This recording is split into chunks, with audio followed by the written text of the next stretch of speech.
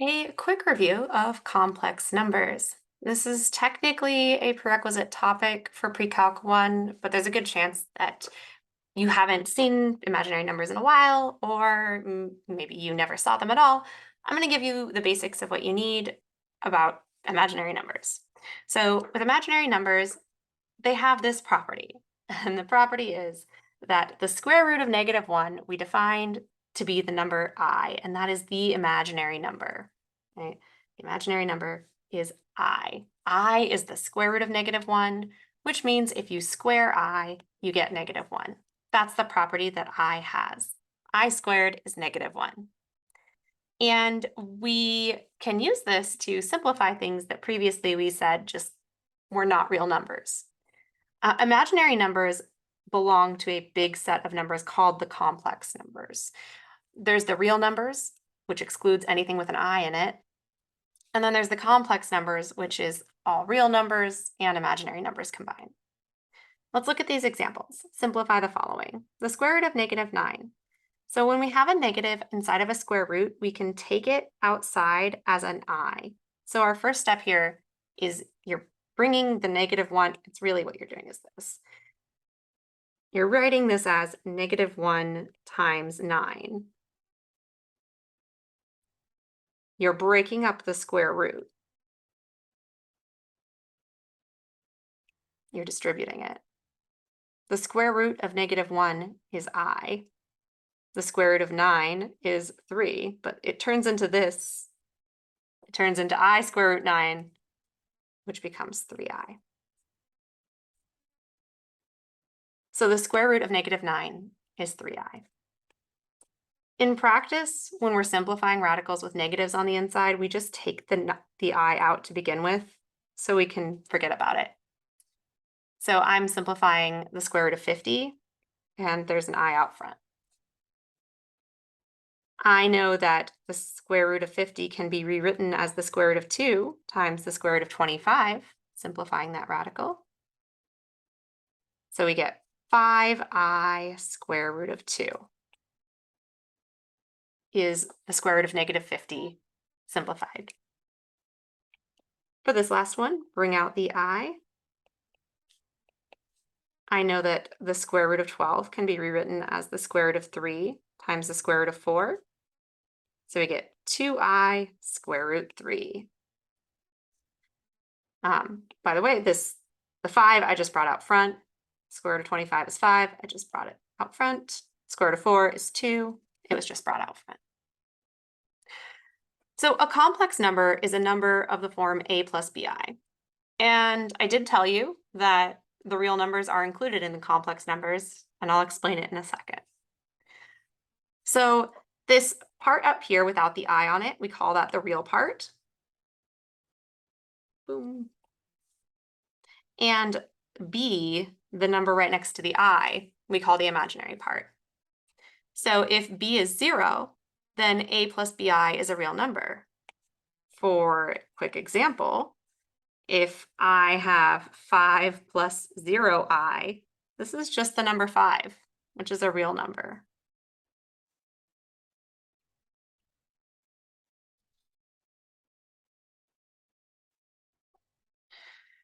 The other thing to know is that complex numbers have what we call complex conjugates. And complex conjugates are the same number with an opposite sign on the imaginary part. So as an example,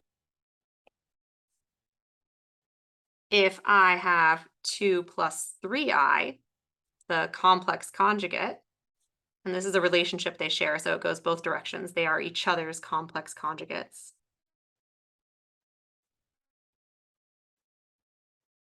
Would be 2 minus 3i. 5 minus I has a complex conjugate of 5 plus I. And be careful about where your i's are because it's the sign on the I that changes. So if I wrote my complex number weird, like 2i plus 1, the complex conjugate of 2i plus 1 would be negative 2i plus 1. So it's not just that the sign in the middle is changing, it's that the sign in the middle changes as long as it's written in the correct form of a plus bi. So that's what a complex conjugate is. They have a lot of uses. We're going to go into them. But first, let's look at these examples. Let's find the real part, the imaginary part, the complex conjugate. Now would be a great time to pause the video and try this on your own. Assuming that you have, because I've given you ample time to pause. Let's look. So the real part is the part without the imaginary number on it, so 22. The imaginary part is the part with the I on it. Now it's just the negative 14. It's not negative 14i. The imaginary part is just negative 14. The complex conjugate of 22 minus 14i is 22 plus 14i. 15i. This is the same thing as 0 plus 15i. The real part is 0. The imaginary part is 15. And the complex conjugate is negative 15i. Negative 50. This is the same thing as negative 50 plus 0i. There's no imaginary part. So the real part is negative 50. The imaginary part is 0. And there is no complex conjugate because negative 50 plus 0i is the same thing as negative 50 minus 0i. They're the same number. 2i plus 10. This can be rewritten as 10 plus 2i.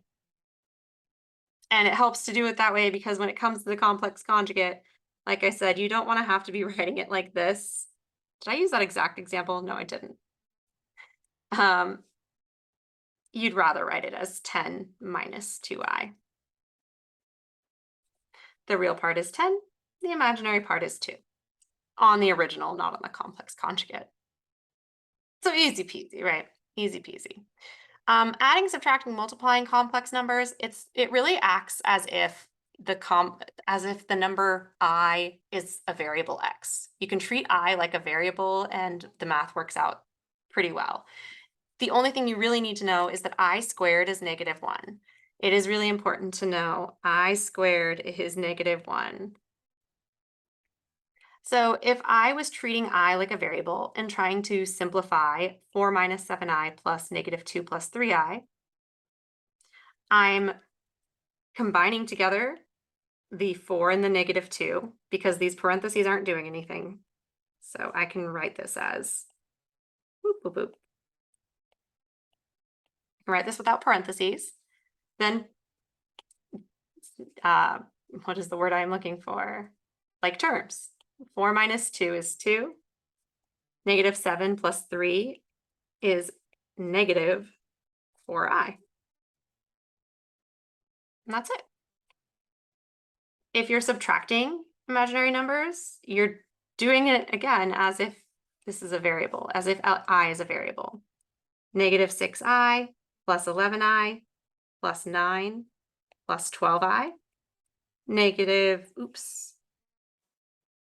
Oh, I am so certain that this I was not supposed to be there and that is a typo. Please take that out. Take out the I on that. This should just say negative 6. Oh, that just moved everything. It's okay. Negative 6 plus 9 is 3. 11 plus 12 is 33. Is it? 23 is 23 plus 23i.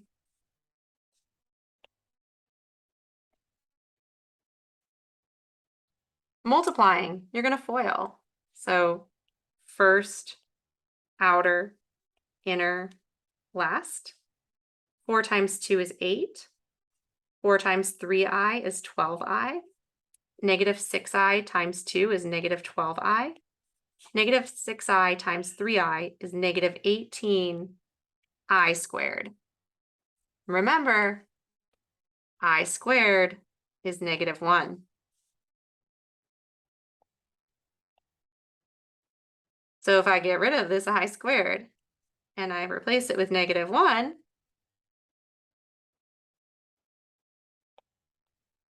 then what we have here is plus 18. Combine the middle terms, 12i minus 12i. Those guys, do they really cancel? What an interesting example. The imaginary parts cancel, and you're left with, is that real?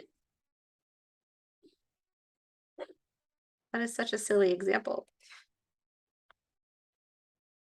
All right, it's an example I haven't done in a while. It comes out to 26. How very interesting that these two imaginary numbers, when multiplied together, completely eliminate their imaginary parts. It just becomes a real number. That's funny. All right, so that's multiplying, dividing, adding, subtracting. The only weird thing is dividing complex numbers. The thing you need to know about dividing complex numbers, the way that we do it is we multiply by the complex conjugate of the denominator on the top and bottom. So we would multiply this guy, 2 plus I over 3 minus 2i, by the complex conjugate, 3 plus 2i.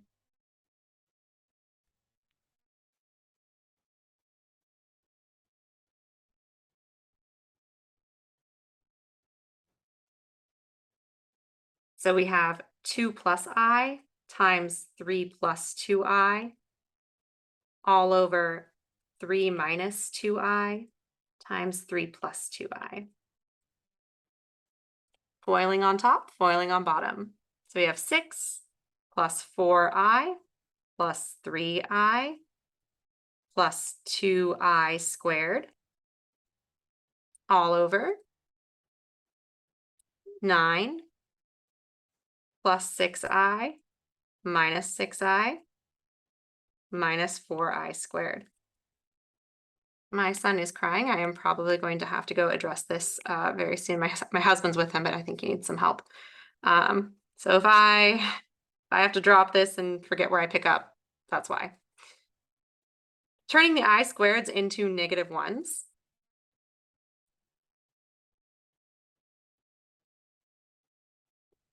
I am gathering that my son was upset because he could not bring his stuffed animal outside because it is filthy outside. So anyways, I am combining these I squareds, not combining, I am changing the I squareds into negative ones. This turns into 6 plus 7i minus 2 all over 9. Notice when you multiply by the complex conjugate that the i's disappear. Super cool. Plus 4. This simplifies to 4 plus 7i, all divided by 13.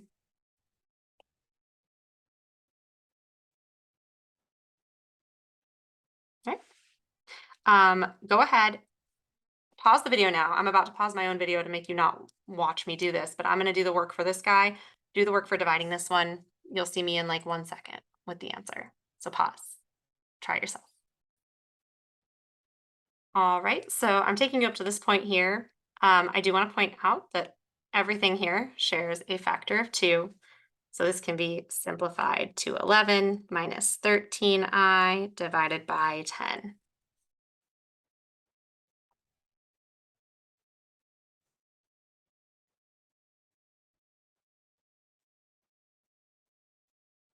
So sometimes we want to write, sometimes people will be picky and they'll say that they want to write it like this. So just so you know, if you write it like this is also probably more correct. In my eyes, this is correct, but it can be written either way. There we go. The last thing I want to talk about is multiplying expressions involving complex conjugate because they can get a little bit on the trickier side. So if we have something like this that we want to multiply, there's x's involved, there's i's involved, there's a lot going on here. First, big suggestion, distribute those negatives and simplify what you can. Right, so this becomes x plus 4 minus 6i times x plus 4 plus 6i. And my suggestion is box multiplication. And if I were smart, I would have, if I were smart, I would have set this up. I'm gonna pause it. Here is how box multiplication works. If you're multiplying two polynomials together, to make sure that you've truly multiplied each piece, because what you need to do is every piece on the left has to be multiplied with every piece on the right. That's 9 different pieces. To make sure you get all of them, you can set up this little grid. And I can take this polynomial here and I can put it up here. So we have x, positive 4, 6i. And if you want to put the plus there, that's fine too. That's from that polynomial. And then this polynomial, and it doesn't matter who's on top and who's on the side. It doesn't matter at all. This polynomial, x plus 4 minus 6i. Boom. And then it's just a grid and you're just multiplying whatever's in that row and column. So x times x is x squared. 4 times x is 4x. Here, 6i times x is 6ix.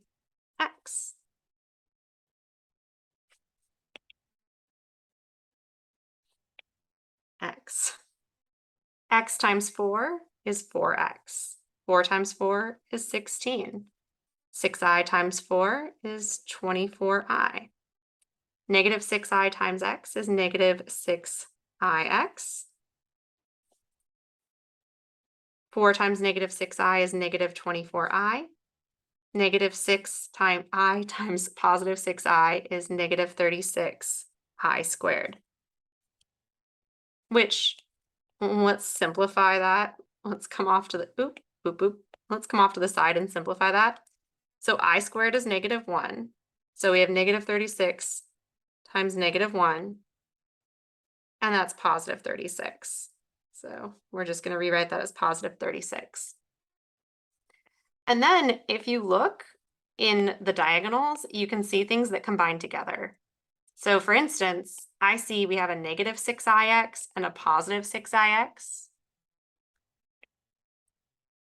These would normally all be written side by side. It would normally be x squared plus 4x plus 6ix plus 4x plus 16 plus 24i minus 6ix minus 24i plus 36. And that's a lot. You can combine it while it's in this form. Negative 6ix and positive 6ix are going to cancel completely. Okay. There's an x squared. So we have x squared. I'm going to mark off the boxes as I do them. Maybe I'll mark them off in purple. 4x plus 4x is 8x.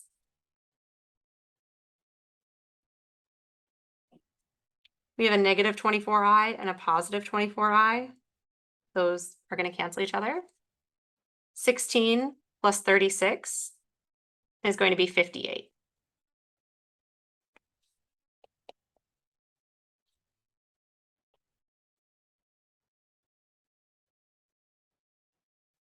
So that's one way of doing these when you're multiplying out expressions that involve complex conjugates, is to do this box multiplication. And isn't that crazy how something that looks that nasty multiplies into this nice and neat quadratic? It's pretty cool. Anyway, that's it for this section. That's all I have for you here. If you have questions, send me an email. Otherwise, I'll see you in another video. Bye.